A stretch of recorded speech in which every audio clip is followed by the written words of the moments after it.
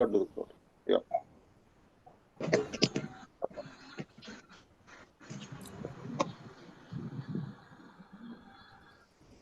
Done, Prabhu. Madhya, you can start. Yeah. Hare Krishna Prabhu. Hare Krishna dear devotees. Please accept my most humble obeisances. All glories to Srila Prabhupada. All glories to Srila Gurudev. All glories to all. Hare Krishna. So today we are continuing with the discussion of the topic Rāmānanda Rāya and Mahāprabhu Samvad. This is from Caitanya Charitamrit, Madhya Leela, chapter 8, and from verse 109, we are going to discuss today. Jaya Jaya Shri Caitanya, Jaya Nityananda, Jaya Advaita Chandra, Jaya Gaura Bhakta Vrinda. Jaya Jaya Shri Caitanya, Jaya Nityananda, Jaya Advaita Chandra, Jaya Gaura Bhakta Vrinda. Jaya Jaya Shri Caitanya, Jaya Nityananda, Jaya Advaita Chandra, Jaya Gaura Bhakta Vrinda. So in this chapter, from verse number 1 to 56, we saw Lord Chaitanya Mahaprabhu meets Rāmānanda Rai on the banks of Godavari, and 57 to 116, the highest perfection of human life, that is the sadhya, and 117 to 196, the truth of Radha Krishna and their pastimes, and 197 to 241, the sadhana, that is the process to attain the goal, that is the sadhya. So before getting into the verse, let's get into the mood of that.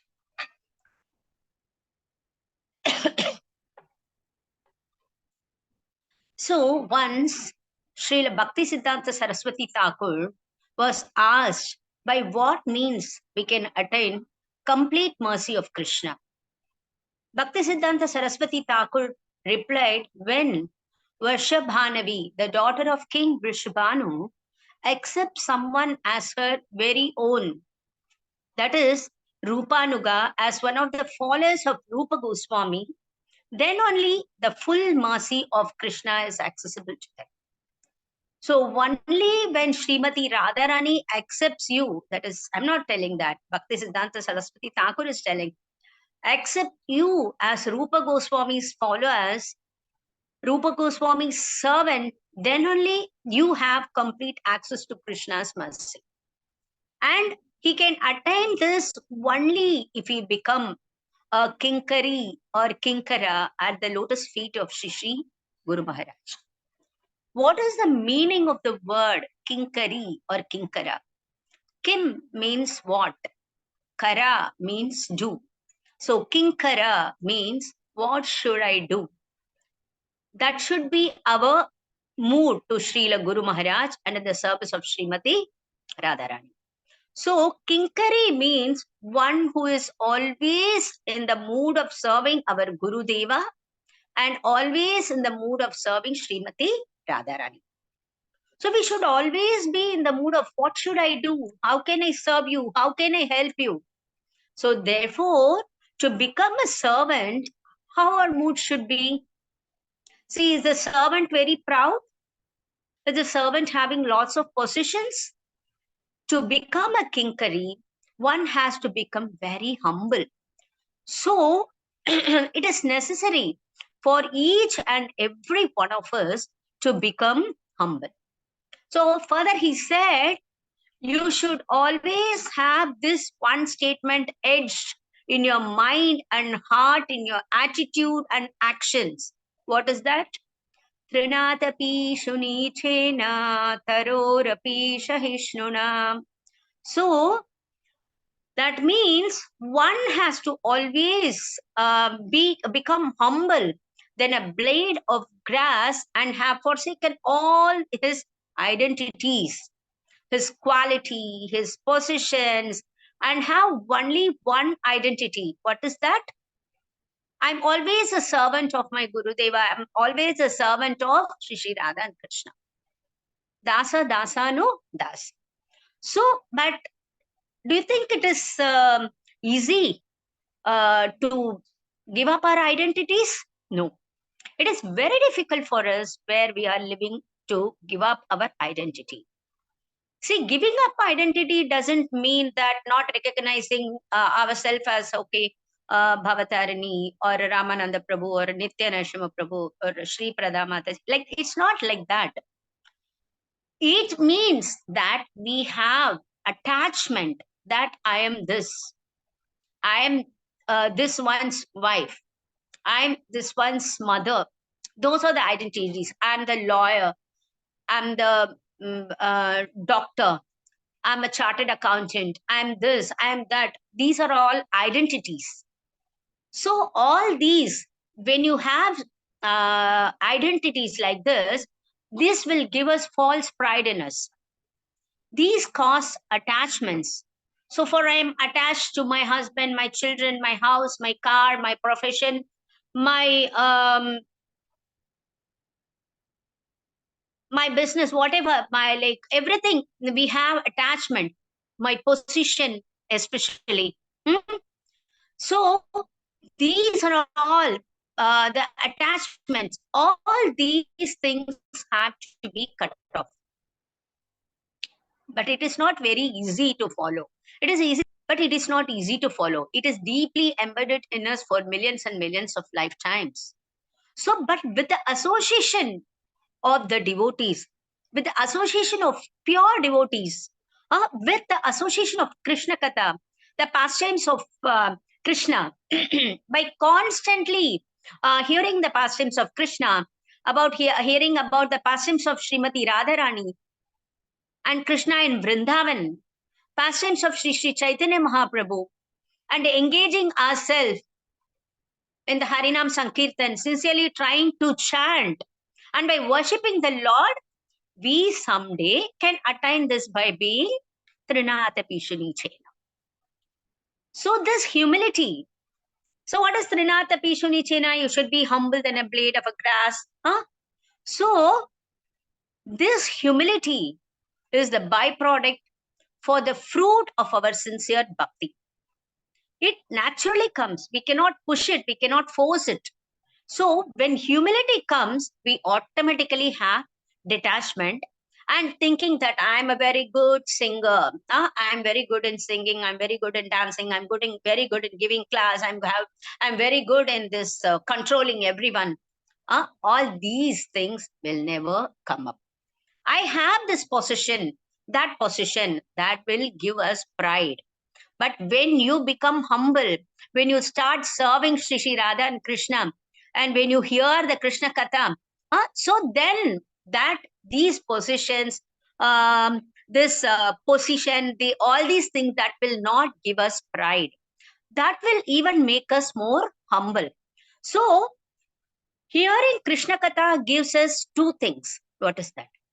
One is like we will constantly absorb ourselves in Krishna Katha, Krishna consciousness, when we hear. And then then we will be detached from material attachments. So this is clearly said in Srimad Bhagavatam 10.46.21. There is a very nice verse stating by Uddhava. So it means that when we remember Krishna's playful pastimes, his words, we forget all our material attachments.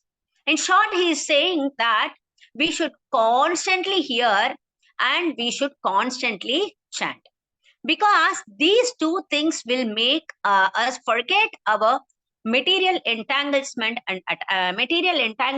and attachments. And the next verse says that to see the place where Mukunda did his sporting pastimes, the rivers, the hills, the forests, which he decorated with his lotus feet, our minds will become totally absorbed in Brajalila. So these two shlokas says it all. So Hare Krishna devotees. So today we are continuing with Mahaprabhu's discussion with Rāmānanda Rai. Now it is very difficult to explain such an interesting and elaborate discussion in just a short span of time. And I'm the most unqualified person to talk about such an wonderful conversation. But it is by the mercy of Gauranga Mahaprabhu and with the blessings of all the Vaishnavas. Even though I'm unqualified, I'm just trying to talk a few words about this samvad where it will make me purify. That is, I'm speaking this for my own purification. So please kindly forgive me if you find any mistakes in that, if I made any mistakes in talking about the samvad. Hare Krishna, let me continue. So now we can have a quick summary study of the conversation. So everybody can have a glimpse of what the teachings are, and then later those who are interested can go deeper into it. So before beginning the conversation, let me speak a few words about Rāmānanda Rai. So we all get to know, we all know who is Rāmānanda Rai. So when we speak few words, when you listen to the few words about them, about Rāmānanda Rai, then we will get to appreciate the reason behind the conversations. The famous conversation of Mahaprabhu and Rāmānanda Rai are called as samvad. For example, the teachings to Rupa Goswami are called as Rupa Shiksha. And Sanatana Goswami is called as Sanatana Shiksha. But this conversation is called as Rāmānanda Rai and Caitanya Mahaprabhu's conversation is called as samvad. Samvad means it's a conversation or a dialogue. Why it is not called Siksha? It is not called Siksha for an interesting reason. See, normally it is the devotees who inquire from the Lord to gain knowledge and mercy through the instructions from the Lord, through the instructions the Lord gives. But in this case, this is just the opposite. It is a Lord who inquires from the devotee. And the devotee proceeds to shower the nectar of the jewels of Krishna conscious conclusions, knowledge. And he has compared Rāmānanda Rai to a cloud that has drawn up some water from the ocean and then seems to shower rain into that ocean. It means that only by the mercy of Mahaprabhu, Rāmānanda Rai has been infused or induced internally with all the conclusions of the ecstatic devotional service in the mood of Vrindavan. So, Rāmānanda Rai, by the mercy of Sriman Mahaprabhu, he has become a storehouse of such devotional conclusions. And also, in the words of Sarvabhauma Bhattacharya, an Adhikari Rasika Bhakta. Sarvabhauma Bhattacharya is an Adhikari Rasika Bhakta.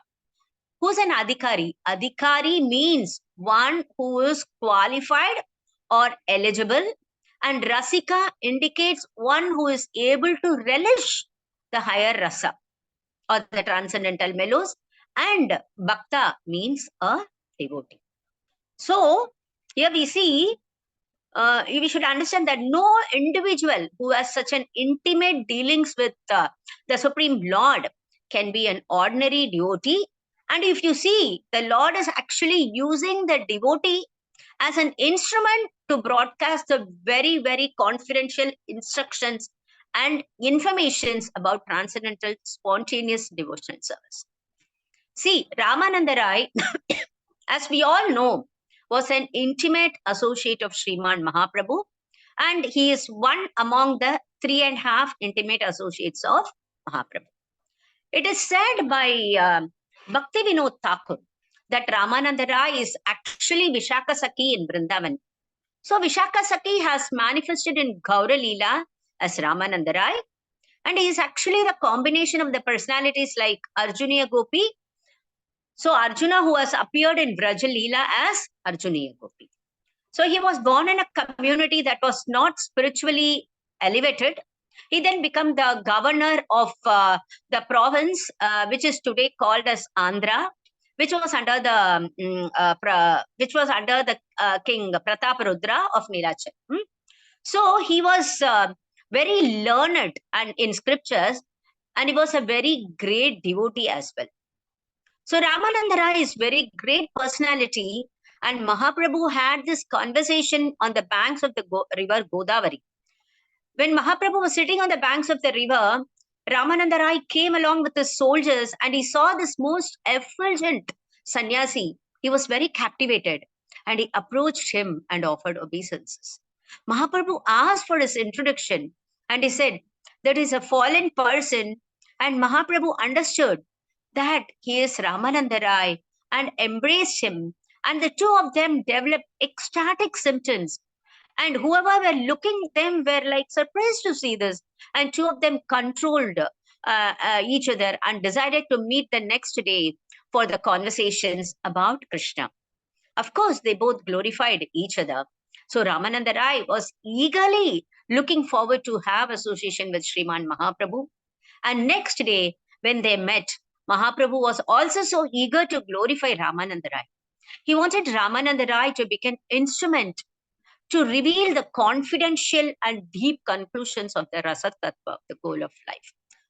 So it is the Lord who wants to give credit to the devotee for everything. So the Lord wants to glorify the devotees as much as the devotee wants to glorify the Lord. So this is kind of like a transcendental competition between the Lord and the devotee. So you see in verse number 57, that is where like Mahaprabhu is asking the first question to Rāmānanda Rai, Pada Shloka Shadhyera Nirnay. That in this verse, that is in verse number 57. So when you see the word-to-word meaning in that verse, we can see that Sadhya refers to goal and Nirnaya refers to ascertainment. So Mahaprabhu's first question to Rāmānanda Rai is, please recite a verse that will give us the ascertainment of the goal of life. So what was Rāmānanda Rai's answer? Rāmānanda Rai reply was, Swadharmacharane Vishnu Bhakti Hoy. So this is just by discharging one's occupational duty according to Varnashrama Dharma, then automatically one can become, that is, one can make his life perfect. So Lord Vishnu is very pleased and there is no other way. So Varnashrama Dharma has been established by the Supreme Lord himself. So hearing this, Mahaprabhu says, Eho Bahya Age Kaha Ar. So this means this is external. Go ahead and speak something more. This is how the conversation goes on. And now today we are going to continue from verse number 109. So from verse number 109 to 118, I'll just read up the shlokas and give the summary of the of those verses, and then we will continue. Shatakoti gopi sange rasa vilasa tara madhye ekamote rahe radhapash Shadarana premayadiki sarvatra samata Radhara kutila preme hailhavamata Ahiriva gati premna svabhava kutila bhavet Ato heto rahetosha yunonmana udanchati Krodhakari rasachadi kelamana तारे न देखिया व्याकुल हैला श्री हरि सम्यक शारवशना कृष्णेर रसलीला वशना ते राधिका श्रृंखला तन्हा विनो रसलीला नाही भया चिटे मंडली चरिया गेला Radha अन्वेषिते Itatata brahmikahan radhanapana Vishadakarena kama bhanakinahana Shatakoti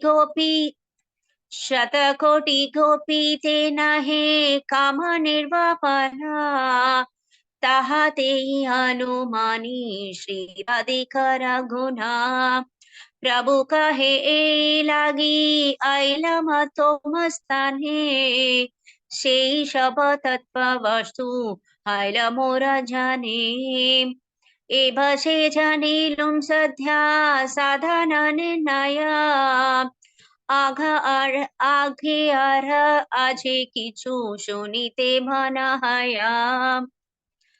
So these verses from 109 to 118, we can see that we'll have the summary of those verses now from 109 to 118.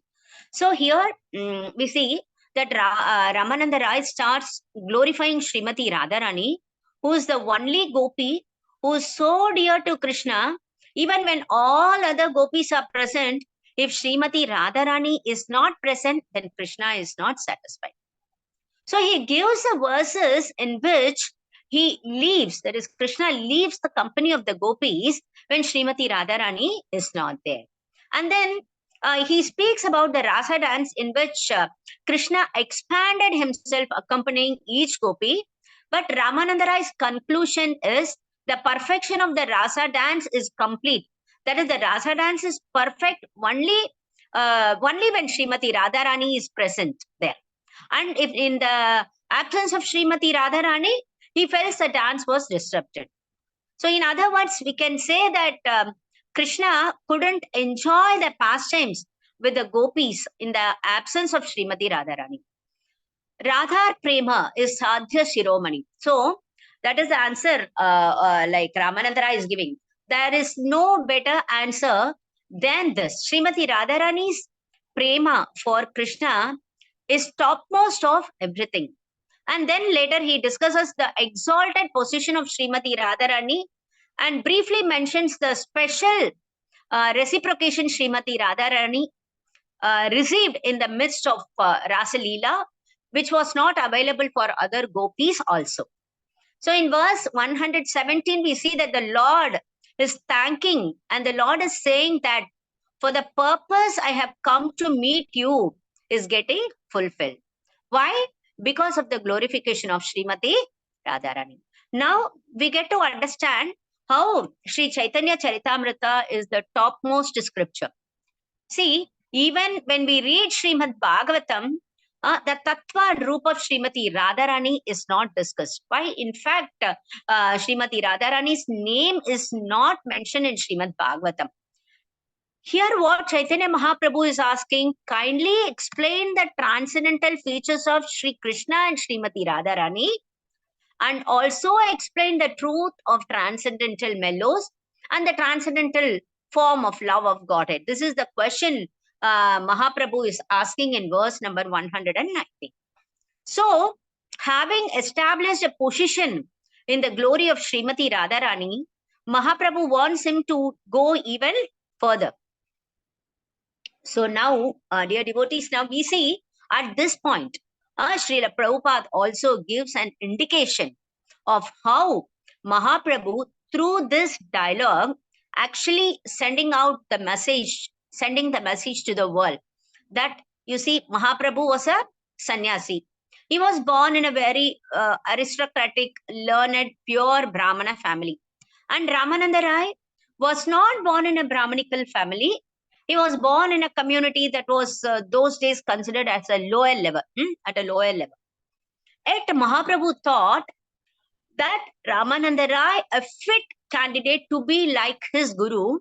In the sense, Mahaprabhu was asking question, as I already said, like in this case, in this scenario, Mahaprabhu is asking the question to Rāmānanda Rai. So he got Rāmānanda Rai to answer all these questions. So Srila Prabhupada says a lesson to learn from here is that one should not think in terms of guru materially. it doesn't matter what the work or the background of the personality is. If one knows the science of Krishna, one is eligible to teach others the science of Krishna. And one should accept unhesitatingly such person as Guru. And Srila Prabhupada teaches this lesson for all of us. And further, when we see like there are 5 kinds of rasas, we know like conjugal rasa, vatsalya, sakya, dasya, and shanta. Okay, conjugal rasa is considered to be the touchstone, and vatsalya is considered to be the gold, and sakya is considered to be the silver, and dasya prema is considered to be the bell metal, and shanta, also not mentioned here, it is considered to be copper. So there are different gradations. So now let's get into verse number 119. Krishnera swarupa kaha radhara swarupa rasa kon tattva prema kon tattva swarupa. So here, okay, 1 minute, let me take the translation.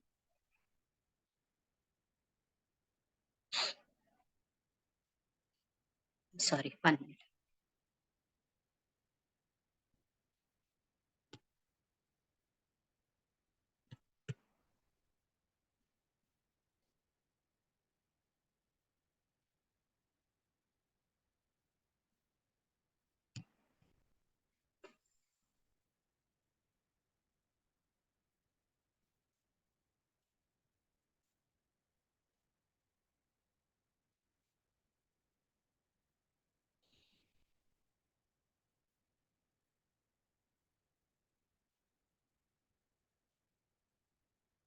Yeah.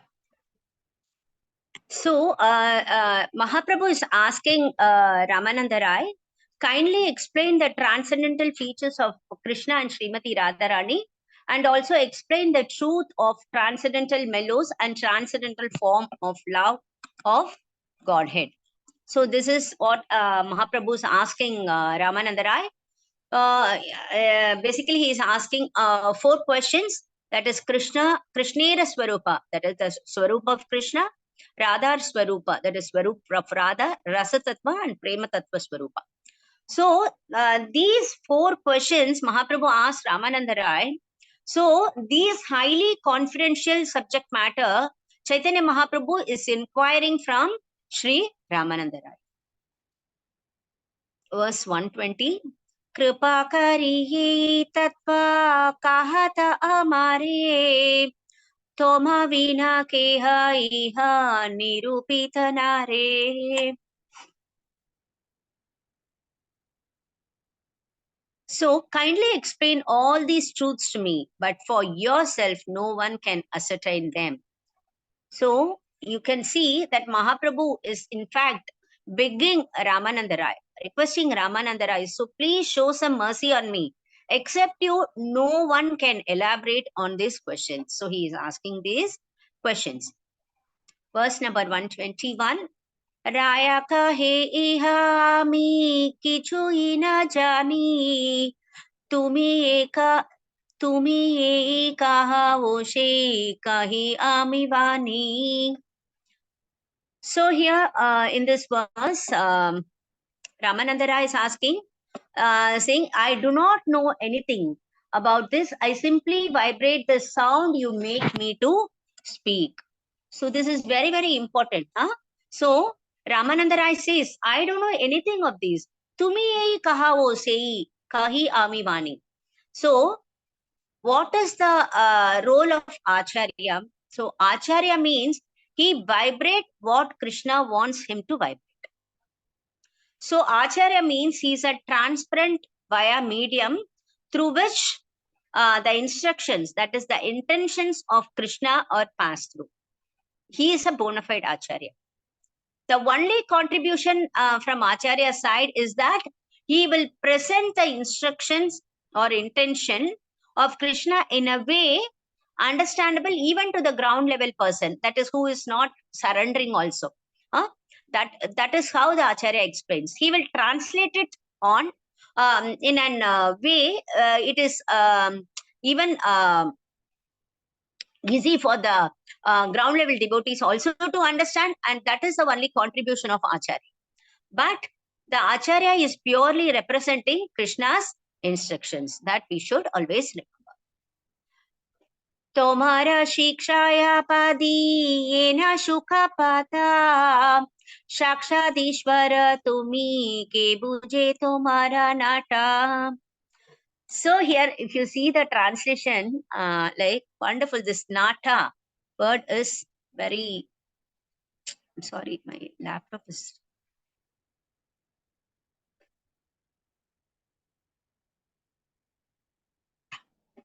So the nata word is very, very important. So here, the translation is like, I simply repeat like a parrot, whatever instructions you have given me. You are the Supreme Personality of Godhead Himself who can understand your dramatic performances. So here the word nata means dramatic performance. So, so here you see, Rāmānanda Rāya is simply saying that I'm simply repeating like a parrot, whatever your instructions you have given me, that I'm just repeating. So you are the Supreme Personality of God. Who can understand? See, you are a dramatic performer. So you are conducting this drama and you made me an actor, and how I am acting, whatever way you want me to act. And later in the verse 123, we see, Hridaya Prerana Kara Jivaya Kahovani Ki Kahiya Bhala Manda Kichu na Jani. So Bhala Manda, this is also an important verse. You inspire me within the heart and make me speak with the tongue. I do not know whether I'm speaking well or badly. Bhala Manda, good or bad. I do not know whether I'm speaking good or bad. So, Rāmānanda Rāya is saying, so the inspiration to speak all those things is coming from you only. And dear Lord, you are inspiring me to speak something, but I'm not sure whether I'm speaking correctly or not. Huh? I'm not sure whether I'm speaking good or not. In good or not, in repeating your instructions, because you have instructed me to speak so. Huh? I'm not sure whether I'm repeating it properly or not. So this verse shows repeatedly, Rāmānanda Rāya is saying that even though he is doing good, he is saying that he is not very sure. So what this verse shows us, this verse shows that Rāmānanda Rāya surrender, and gives us a very grave instruction on how a disciple should be, how a practicing devotee should be. Whatever he is doing because of the inspiration of Guru. Hridaya Prerana Kara. So unless Guru gives prerana in his heart, he cannot do anything. And the next thing is like the disciple should not be overconfident. See, the disciple should not think, whatever I'm doing correct. Of course, it should be because I'm doing it. Here, he is overconfident. The disciple should never be overconfident. But here we see Rāmānanda Rāya, he is confident on the instructions of Mahāprabhu, and he is not so confident about his abilities. So my Guru has given me pure instructions, but I'm executing instructions properly or not, I don't know. So a bona fide servant always thinks that I'm not properly representing my master. But they will, even though they are putting the full effort to present his master's instructions, like the bona fide servant will always feel that. So here Mahaprabhu is so impressed with the answers. So like he is always, Rāmānanda Rāya, he is always in the humble state of mind. So Mahaprabhu is very much impressed. Prabhu kahe mayavadi amita sannyasi bhakti tattva nahi jani mayavade bashi. So Mahaprabhu is saying that Lord Chaitanya Mahaprabhu said, I am a Mayavadi in the renounced order of life. I do not even know what is transcendental loving service to the Lord is. I simply float in the ocean of Mayavada philosophy. So Mahaprabhu is saying that I am a Mayavadi sannyasi, very low. And what Bhakti Tattva I know? And you are saying that I am doing prerana. He's just denying it. So Krishnadas Kaviraj Goswami and Srila Prabhupada, their moods are also like this only. So they do a perfect job in rendering the service, whatever the Guru has said. They say, but they say we don't know whether we are doing it properly or not. So that should be the mood of the disciple. That, as I said earlier, like we should not be overconfident. The mood of the disciple should be like always very humble. And when the mood of doership comes in disciple, then the purpose for what they are doing is defeated. Sarvabhauma Sanghe Mora Mana Nirmala Haila Krishna Bhakti Tattva Kaha Tahara Puchila. So, due to the association of Sarvabhauma Bhattacharya, my mind became enlightened. Therefore, I asked him about the truths of transcendental loving service to Krishna. So, Mahaprabhu is saying that because of Sarvabhauma Bhattacharya's association, my mind has become enlightened. Therefore, I was asking him about the truth, about the Krishna Bhakti Tattva. Then what did Sarvabhauma Bhattacharya say? Teno kahe ami nahi jani Krishna katha sabhe Rāmānanda jani teho nahi eta. So what Sarvabhauma Bhattacharya said? Sarvabhauma Bhattacharya told me, I do not actually know the topics of Krishna. They are all known only to Rāmānanda Rai, but he is not present here. So that is what Sarvabhauma Bhattacharya is telling to Mahaprabhu. So, like then actually Sarvabhauma Bhattacharya is saying he doesn't know anything, and he is asking Mahaprabhu to go to Rāmānanda Rai. Tomara tani ailana, tomara mahima shuniya, tumi more stuti kara shanyashi janiya. I just loved the verse when I was reading. So Sri Caitanya Mahaprabhu continued, after hearing about your glories, I have come to your place, but you are offering me the words of praise out of respect for a sannyasi, one in the renounced order of life. So what is Mahaprabhu saying? See, here I have come here to hear Krishna Katha from you after hearing all your glories from Sarvabhauma Bhattacharya. And you are now glorifying me thinking I am a sannyasi. And a sannyasi, like Mahaprabhu says, sannyasi generally gets lots of importance and respect and awe and reverence. So Mahaprabhu is saying that don't be carried that I am a sannyasi. I don't know anything. I am a Mayavadi sannyasi. What do I know? He says like that. So now I have come to hear from you. Please don't do like this. Okay. Here, Bhakti Siddhanta Saraswati Thakur's purport, Srila Prabhupada quotes here. Here Prabhupada writes, when a Vaishnava meets another person, say a materialistic person, he may offer him a formal respects. But if a person is a materially puffed up person, he should not deliver him transcendental knowledge. So here Sri Caitanya Mahaprabhu says, one should be humble and submissive before a Vaishnava, even though one may be situated on a higher platform. So, see, what we have to understand is, see, Mahaprabhu was certainly on a higher platform, right? If you see the Varna, he is a Brahmana. And Rāmānanda Rai is a Shudra. In Ashrama also, if you see, he is a Grahastha. And Mahaprabhu, Rāmānanda Rai was a Grahastha, and he is a Mahaprabhu is a Sannyasi. So both ashramas, both Varna and Ashrama, both status, he is high. And also he is the Supreme Lord. But still, he is humble and submissive before a Vaishnava. So that's a great lesson we are all learning here. Kiba vipra kiba nyasi shudra kena naya ei Krishna tattva veta se guru haya. So this is a very, very important verse actually. So whether one is a Brahmana, a sannyasi or a Shudra, regardless of what he is, he can become a spiritual master if he knows the signs of Krishna. So Mahaprabhu is saying, like, Who is a Brahmana? Who is a sannyasi? This whole episode is talking about the qualifications of a guru. Who is a guru? Whether whoever knows the Krishna Tattva, whoever knows the truth about Krishna, he is a guru.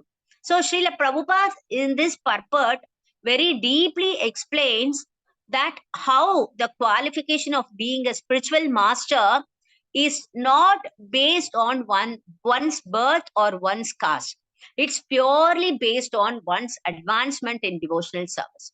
So these two verses, 178 and 127 and 128, both are very, very important. So in the purport, one more important point Srila Prabhupada is saying that where in Hari Bhakti Vilas, it is mentioned that one should not accept initiation from a person who is not in Brahmanical order. But if a person is but if there is a fit person in Brahmanical order, the considerations are based on one who is getting Siksha, Diksha from a devotee is based on how advanced he is in Krishna consciousness. If they are in advance in Krishna conscious, like then we can get a Shiksha Diksha.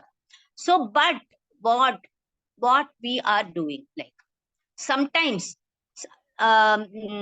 we are also sometimes carried away by the fame of person, not so much with the depth of his spiritual advancement or Vaishnava quality. Some devotee may not be very popular. Some devotees may be popular. Our behavior or dealing with the Vaishnava is very much sometimes tinged with how popular the person is, how influential the other person is. Sometimes these kind of material consideration comes in dealing with the Vaishnavas also. See, if I maintain a very good relationship with him or her, then my work will be done. So Prabhupada gives the example of Rasikananda Prabhu in the purport. Rasikananda Prabhu was initiated by Shyamananda Pandit. He was not born in a caste Brahmana family. And Prabhupada also quotes the very famous verse from Sripad Narada Muni here. Yasya yallakshanam proktam pumso varnabhi vyakyanchakam yad anyatrapi drishyeta tattenaiva vinirdished. So what is the meaning? If a person is born in a Shudra family, but has all the qualities of a spiritual master, he should be accepted not only as a Brahmana, but as a qualified spiritual master also. This is also the instruction of Caitanya Mahāprabhu. Srila Bhaktisiddhanta Saraswati Thakur therefore introduced the sacred thread ceremony for all Vaishnavas according to the rules and regulations. So we need not be a caste Brahmana to become a spiritual master. And then one interesting thing you notice in this purport is Srila Prabhupada, while writing the purport to this verse, he quotes the same verse in the purport while explaining the verse. Kiba Vipra Kebanyasi. Let's go to the next verse. Sannyasi bhaliya more na kariha vanchan Krishna Radha Tattva kahi purna karaman. So, verse number 129. Here Sri Caitanya Mahaprabhu says, please do not try to cheat me, Vanchan. Thinking of me as a learned sannyasi, please satisfy my mind by just describing the truth of Radha and Krishna. So Mahaprabhu is saying that. Hey, Krishna.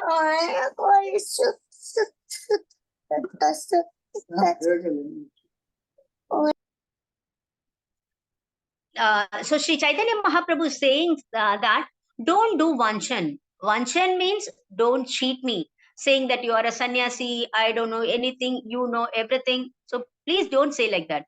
So please describe Radha Krishna Tattva.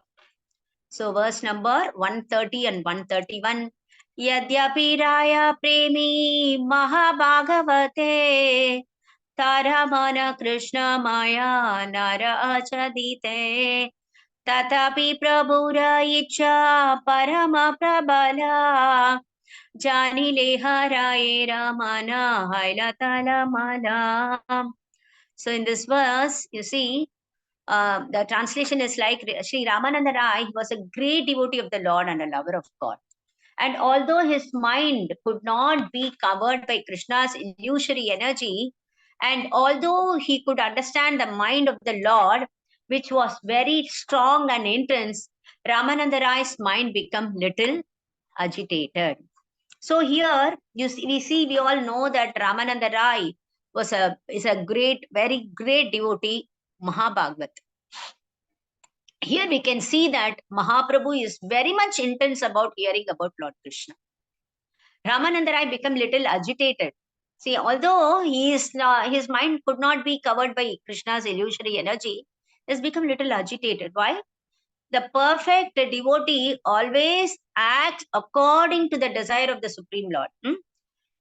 We may feel uncomfortable, we may feel very humble, or we may feel embarrassed to do some service. But still, if a devotee wants to do that, then I will do that service. So, if you see, a person in the material world is servant of Maya. But a person in the spiritual world is a servant of the Supreme Personality of Godhead. So, although Ramananda Rai knew that nothing was unknown to Lord Caitanya Mahaprabhu, he nonetheless began to speak further on the subject as Lord desired. So that actually, one way, if you see, the service that Ramananda Rai was rendering here, in one sense, redundant. There is no need at all. He is speaking Radha Krishna Tattva to Radha Krishna only, knowing that he is Shri Radha and Krishna. He is Ramananda Rai is Vishaka Sakhi. He knows that Mahaprabhu is the combination of Shri Radha and Krishna, and he is asking to speak about Shri Radha and Krishna Tattva only, as if he doesn't know. He is asking. Ramananda Rai is speaking. It seems redundant. To whom it seems redundant? It is redundant to a typical materially intellectual brain, but it's very much needed because Krishna is desiring. The Lord is desiring. Mahaprabhu wants me to speak, so I will speak. I will keep aside all my things, all humility, embarrassment, inconvenience, discomfort, lack of knowledge, lack of qualification, whatever. I will speak, keep everything aside and speak and render this service for the pleasure of Sri Chaitanya Mahaprabhu. But so when one has the ability to do some service, but embarrassment is coming as an obstacle, so what they will do, he will keep aside that embarrassment and jump into doing that service to please the Lord, to please the Vaishnava. If one doesn't have that ability to do the service like me, I do not have the ability at all, lack of knowledge, still the other person wants to do, the guru wants him to do. As a humble devotee, we should always take up the service. We may not be able to do, but that willingness should be there to do it. When someone has the willingness to do some service, then Krishna will be pleased by one's willingness. When they have the willingness to do that service, Krishna will be pleased. But what we should do, we should not stop with that willingness. We should execute it also. Verse 132. Rāya kahe aminata tumi shutradhar ei mata nacha o taiche chahi nachi bhar. So beautiful verse. I just love this verse. Sri Rāmānanda Rai said, I am just a dancing puppet and you pull the strings. Whichever way you make me to dance, I will dance. So chahi. So here in the word-to-word meaning, Taichi chahi nachi bhar. So chahi means I want to dance. I want to. So here, Aminata Tumi Shutradhar. So I am the puppet. You are the person who is pulling the strings of that puppet. Ei mata nachao taiche chahi nachibar. So this verse, the word chahi is very, very important. The way you are pulling the strings, I will dance. That is one way. That is one level. The way you are pulling the string, I want to dance. See, in word to word meaning, chahi. There is a willingness, I want. Rāmānanda, I want to do that. Why? Because Mahaprabhu is, Mahaprabhu want to hear from him. There is a willingness from Rāmānanda Rai's side. The way you are pulling, I will dance, if I have the willingness or not, but you want me to dance, so I will dance. But here you see, you want me to dance, I want to dance according to your wish. So here Rāmānanda Rai wants to put himself under the control of Mahaprabhu's desire.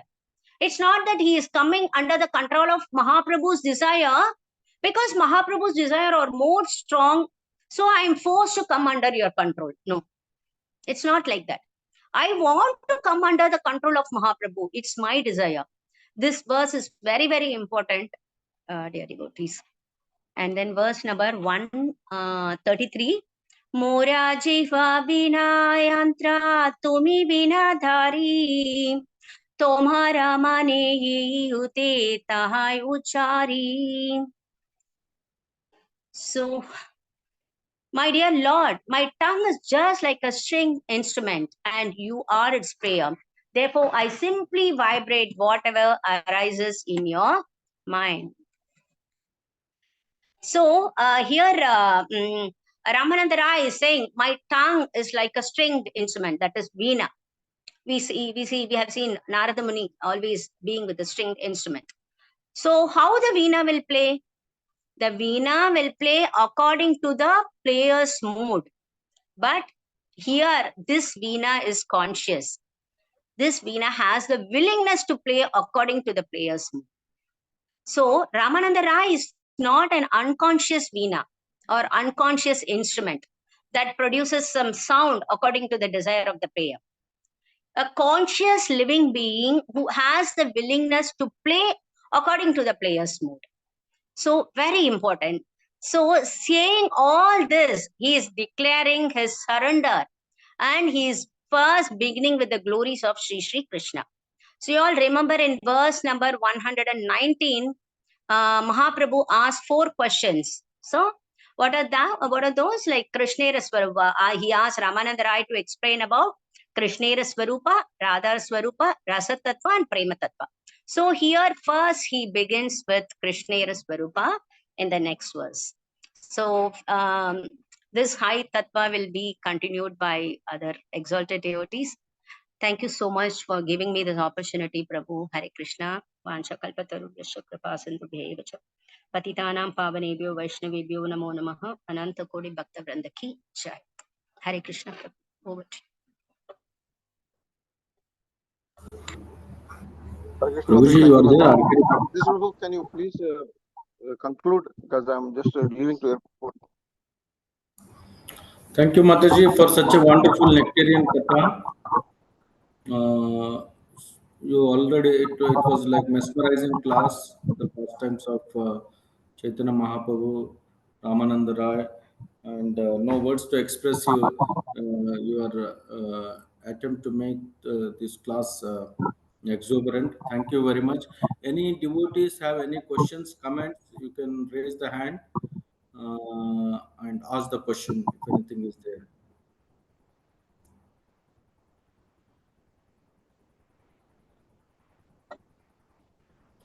And if no questions, comments, next week Chaitanya Chaitamrita classes by Her Grace Radharani Mataji.